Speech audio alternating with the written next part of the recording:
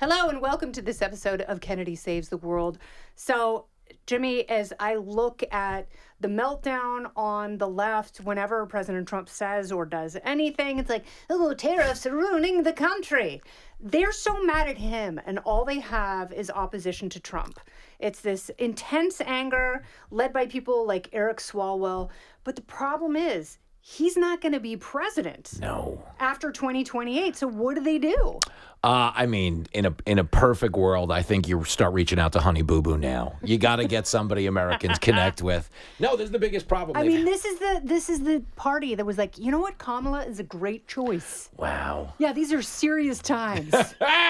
Well, honestly, what really happened to them is they became kind of a victim of their own political success, and that there was a time where you could win a lot of different offices by just being like, I'm not Trump. Mm-hmm. And they nationalized a lot of local politics. I mean, look at New York. Last week, Mom Donnie was going on a 5-borough anti-Trump tour. I mean, really should be a 4-borough tour. Yeah, I know, because Staten Island's like, no, hell no. They are not with him. But the point is, like, in the previous era of Manhattan politics, Letitia James ran on that. Alvin Bragg ran on that. De Blasio, to an extent, ran on that. Yeah, Letitia James like, I'm going to lock him up. Yes. And what happened is, and these are the only people still on board with the Democratic Party. Mm-hmm. It's a lot of woke white people who think they know better for minority communities than they do. And that's who's supporting Mom Donnie. Mm-hmm. So the answer for the Democrats in terms of what do they really do is if they wanted to be viable in 2028, it can't be any of these people. I guarantee you. Mm-hmm. And I don't know if Mom Donnie will be old enough because I think he's 32 or 33. If he is, he will just be old enough. If he wins in New York City, they will start talking about him as the 2028 Democratic candidate. And then we'll have another... Mark my words. Then we'll have another birth certificate controversy on our hands. It'll be great. They go all the way back to the beginning. They don't care. Well, listen, like all people who support gay rights, he had his wedding in Uganda. It's still my favorite thing in the world. You can't have an NYPD if you don't have queer liberation. I'm like, I'm going to celebrate my union in Uganda where they kill the gays.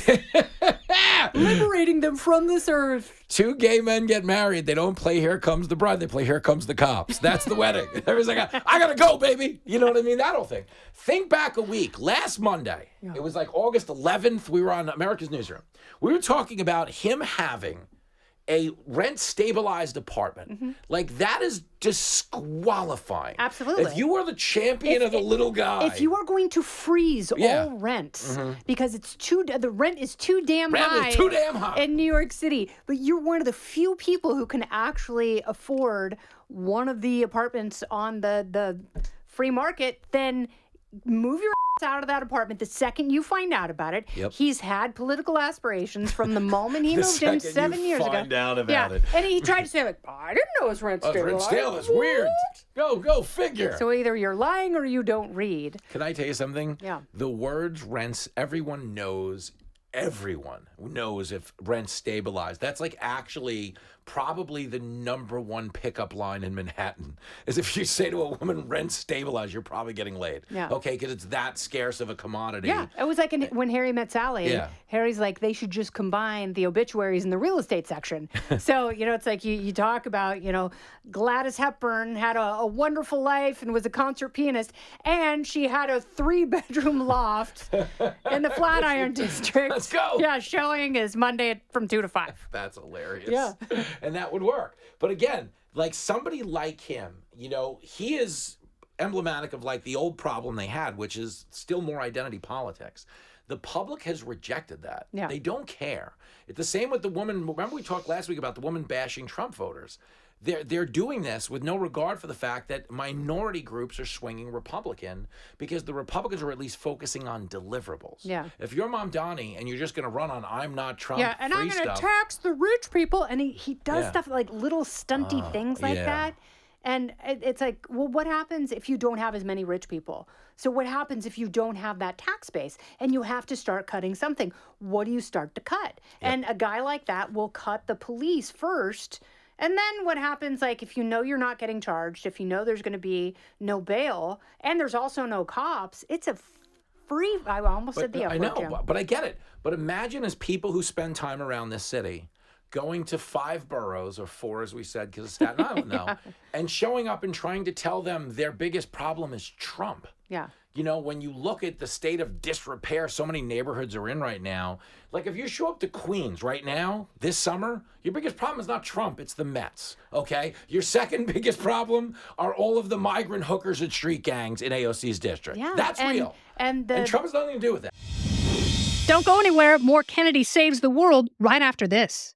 The safe injection sites. They had a story in the New York Post about the safe injection sites. Oh, man. And the people having sex some in dude broad just daylight. plowing another dude. And the guy taking it's like, well, I need the money to buy more drugs, so I guess we're doing this. They're not only are they doing this. I don't even think they were dating. For people around the country, okay, this is outdoor sidewalk sex. Daytime. In broad daylight for 15 minutes. 15 minutes. I'm like, dude, squeeze your cheeks and finish them off already.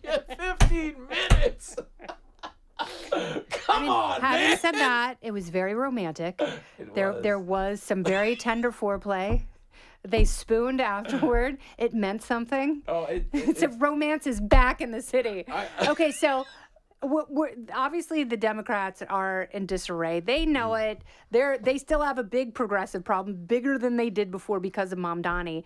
So what about the Republicans? Because for the past few weeks, Trump has not been saying, yeah, J.D. Vance, he's the one who's going to carry the mantle into the next.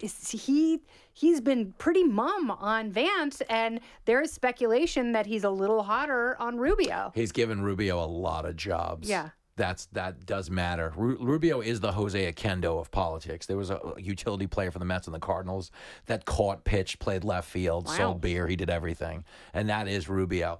I think he likes the idea. This kind of harkens back to the Celebrity Apprentice days of that internal competition. Yeah. And I think he likes that. Yeah, because it keeps someone like J.D. Vance hungry. Yeah. Because if he thinks, he's the guy. Yeah. What's he going to do? And that guy puts his feet up and hangs out. Exactly. And he doesn't want that. Makes love to a couch. Allegedly. J.D. Vance, our first, he'd be our first president who was bisectional. Good night, everybody. Come on. Well done, Jim. Well done. So who do you think the nominee is going to be in 20? Because I'm going to ask you this periodically because I think it's going to change as our politics do and trends and what people are reacting to when they respond to polls. I'll give you one that he's not going to appreciate, but I would not underestimate somebody like Sean Duffy. And I'll tell you why. I love Sean Duffy. I love him to death. He's just such a home run human being, like on air, off the air.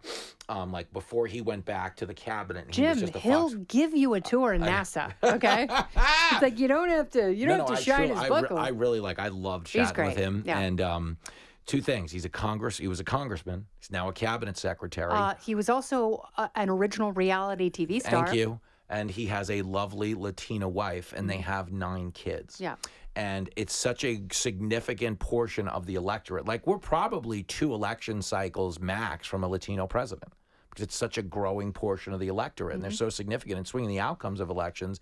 You'd be wrong not to cater to someone, but not on the basis of identity, on the basis of qualification. Yep. And if they take that association along with it, I mean, you can't say no. That's why I would put my money on Rubio, in all honesty, Rubio or Duffy more than anybody. Interesting. Yeah, just because of their tie to the Latino vote. I think that... And it's a merit-based tie. But I do think that Rubio he's leaning in a little bit more energetically than Vance. Vance, you know what he does that I think is really funny? Whenever Trump's speaking, he looks out in the crowd like he's a bouncer ready to fight someone because he's always like...